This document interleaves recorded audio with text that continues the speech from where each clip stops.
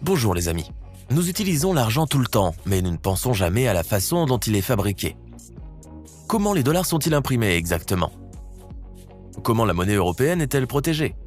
Et quelles innovations inhabituelles sont apparues ces dernières années dans le domaine de l'impression monétaire? Dans la vidéo d'aujourd'hui, je vous parlerai de la production de l'argent et de quelques faits à son sujet. Dollar. C'est la monnaie la plus connue et la plus importante du monde. Je suis sûr que vous avez tous tenu au moins une fois dans vos mains ces billets de banque à l'effigie de présidents et d'hommes politiques américains. Et que la plupart d'entre vous les ont utilisés plus d'une fois lors d'un achat à l'étranger, ou même dans votre pays. Il est intéressant de noter que l'espérance de vie moyenne d'un billet $1 est d'environ 22 mois. Mais comment ce billet prend-il vie en premier lieu? Voyons cela. Les dollars naissent au Bureau of Engraving and Printing, qui fait partie du département du Trésor américain. Le bureau a été fondé en 1862 et est basé à Washington, et est le plus grand producteur de formulaires pour les documents financiers aux États-Unis. La production de dollars commence par la gravure sur des plaques d'acier, qui est effectuée par des artisans. Cette étape est très importante et prend beaucoup de temps, car la qualité de la gravure détermine le niveau de protection contre la contrefaçon. Une fois que la gravure est prête, il faut fabriquer un papier spécial. Les billets sont imprimés sur du papier renforcé de fibres synthétiques, composé de 25% de fil de lin et de 75% de fil de coton.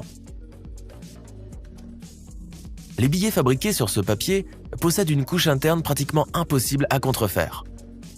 Les filigranes sur les dollars sont obtenus lorsque les fibres sont tirées de cette couche dans un certain ordre.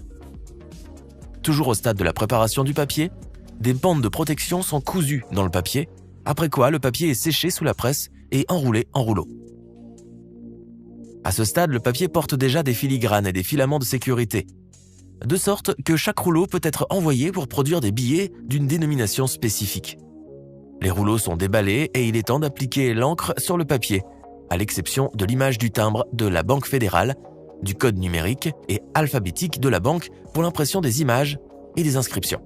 Au recto du billet, l'encre utilisée est noire qui a des propriétés magnétiques, tandis que les images et les inscriptions au verso du billet sont imprimées à l'encre verte, qui n'a pas de propriété magnétique. Une fois que l'encre est sèche et que les feuilles de conception des billets sont prêtes, elle passe à l'étape suivante, à savoir la recherche de défauts. Après le processus de numérisation, les feuilles se voient attribuer des numéros de série et les symboles de la Réserve fédérale. Au stade final, les feuilles sont finalement découpées dans l'atelier, comptées et emballées. Ils sont maintenant prêts à être envoyés à la Banque de la Réserve fédérale, d'où ils se répandront ensuite dans diverses banques aux États-Unis et dans le monde. Euro.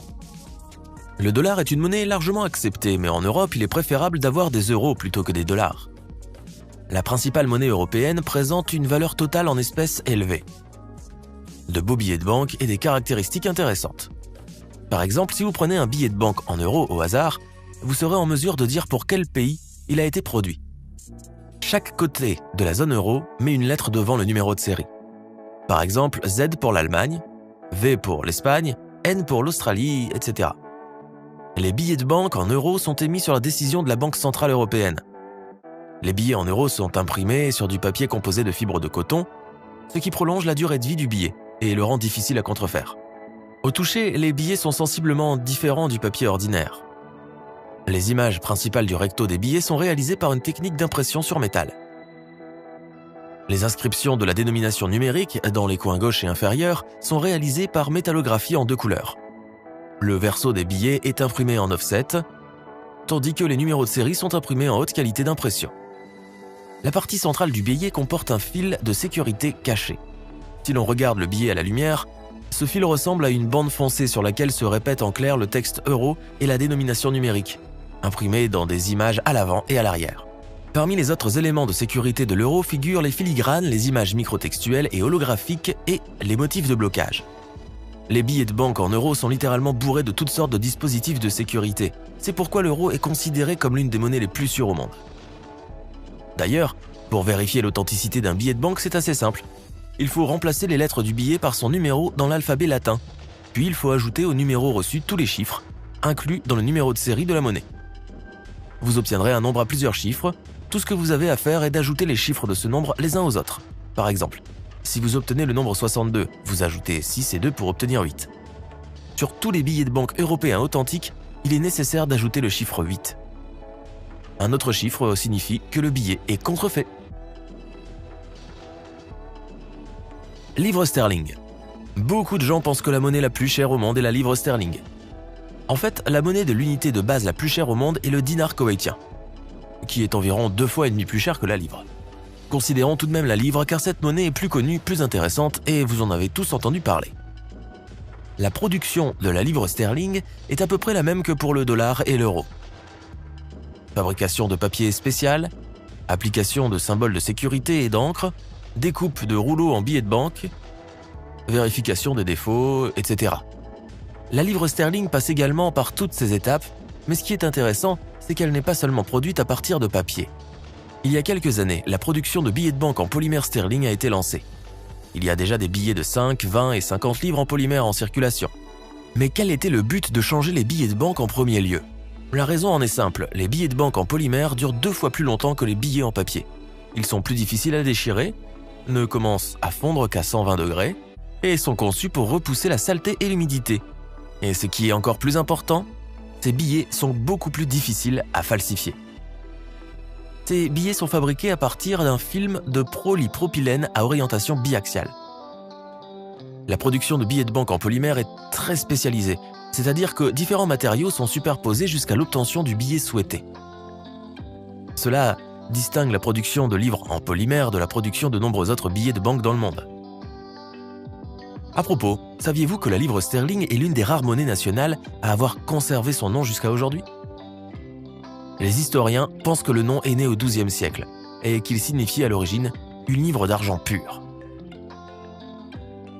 Maintenant, laissons de côté le papier monnaie et tournons-nous vers les pièces de monnaie. Je pense que tout le monde a déjà vu les encoches sur les côtés d'une pièce de monnaie. Saviez-vous que ces encoches étaient l'idée du célèbre physicien Isaac Newton ? Il a proposé de combattre les tricheurs avec ses encoches latérales. Autrefois, les faussaires coupaient une fine tranche de la pièce pour obtenir un morceau du métal précieux, à partir duquel ils fabriquaient ensuite de fausses pièces. Les encoches ont résolu ce problème. Grâce à eux, il a été possible d'identifier immédiatement l'authenticité d'une pièce et d'épargner des pertes au trésor public. Un double eagle. C'est le nom de la pièce la plus chère du monde, et je ne parle pas de la valeur faciale, elle n'est que de 20 $. Mais une pièce comme celle-ci peut valoir des millions de dollars. Le fait est qu'il ne reste qu'une poignée de double aigle dans le monde, et qu'ils ont été frappés il y a longtemps, de 1849 à 1933, d'où leur prix. Rappelez-vous que je vous ai dit qu'un billet d'$1 dure environ 22 mois. On peut en dire autant de presque tous les autres billets.